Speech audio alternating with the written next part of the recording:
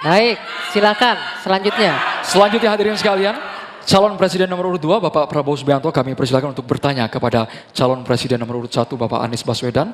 Waktu Bapak 1 menit dimulai saat Bapak berbicara.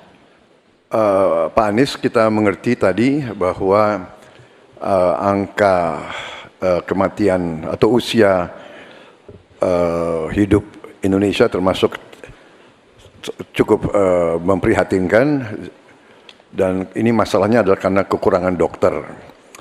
Apakah Bapak setuju dengan gagasan saya untuk secara besar-besaran mengirim 10.000 anak-anak kita ke luar negeri dengan beasiswa penuh untuk belajar kedokteran dan sains, teknologi, dan engineering mathematics sebagai langkah darurat untuk mengatasi kesulitan ini dalam waktu yang sesingkat-singkatnya.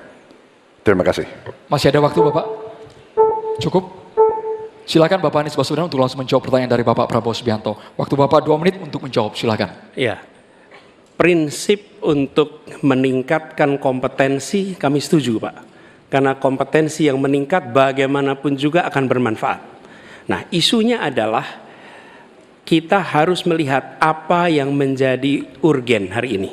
Dan di situ harus berbicara dengan siapa? Berbicara dengan stakeholder. Negara punya kewenangan, tapi sekali lagi pengetahuan dan situasi di lapangan kita harus berbicara dengan stakeholder. Siapa itu? Asosiasi profesi, kemudian Kementerian Kesehatan, dinas di daerah, kemudian para aktivis, para pengamat, para pakar. Kumpulkan datanya, lihat apa yang menjadi kebutuhan. Sehingga kita bukan meloncat langsung ini adalah yang dibutuhkan. Kenapa? Karena seringkali yang kita anggap sebagai kebutuhan belum tentu di lapangan itu menjadi kebutuhan. Tapi prinsip pengembangan kompetensinya setuju Pak. Dan bila memang diharuskan untuk belajar ke luar negeri, maka go ahead. Tapi bila dibalik, profesor yang dibawa ke sini, institusinya dibawa ke sini juga tidak masalah. Karena dengan begitu proses belajar itu akan terjadi. Jadi kami melihat pengembangan kompetensi itu baik. Jangan tapinya memastikan sesuai dengan data yang ada supaya apa yang kita investasikan bisa menjawab kebutuhan. Jadi ada unsur pentingnya, ada unsur urgensinya.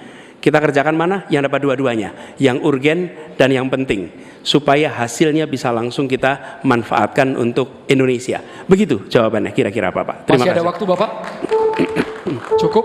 Ingin dimanfaatkan? Kami persilakan kepada Bapak Prabowo untuk langsung menanggapi jawaban dari Bapak Anies Baswedan. Waktu Bapak 1 menit. Baik, saya kira Pak Anies, saya kira masalahnya adalah datanya sudah cukup jelas bahwa kita kekurangan 140.000 dokter. Sebagai contoh, di Atambua ada satu rumah sakit yang seharusnya ada 16 dokter, dokternya hanya 1 orang. Jadi dia kewalahan, dia harus melayani 3 kabupaten. Jadi bagaimanapun pemerintah saya kira harus ambil tindakan-tindakan yang cukup darurat.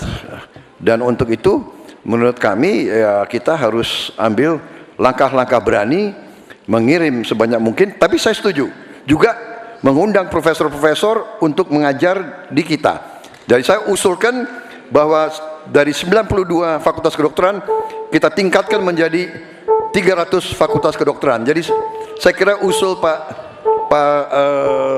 Anies baik juga mengundang profesor Waktunya ke Indonesia. Bapak. Terima kasih. Terima kasih, waktunya habis. Kami persilakan Bapak Anies Baswedan untuk menanggapi jawaban dari Bapak Prabowo. Waktu Tentu. Bapak 1 menit. Baik, terima kasih. Jadi, tapi ini juga Pak Prabowo yang saya hormati, kita banyak memberikan perhatian pada aspek kuratifnya. Itu memang betul, harus dikerjakan. Tapi jangan lupa aspek preventifnya. Dan ketika bicara aspek kuratif ada 2. Satu adalah soft infrastructure, tadi tenaga medisnya. Yang kedua hard infrastructure-nya. Apa itu? Misalnya nih, 15 dari 38 provinsi belum memiliki rumah sakit kelas A. Ini harus dibangun. Kemudian 171 kecamatan di 8 provinsi ini belum memiliki puskesmas. Jadi kita harus memikirkan dua-duanya Pak.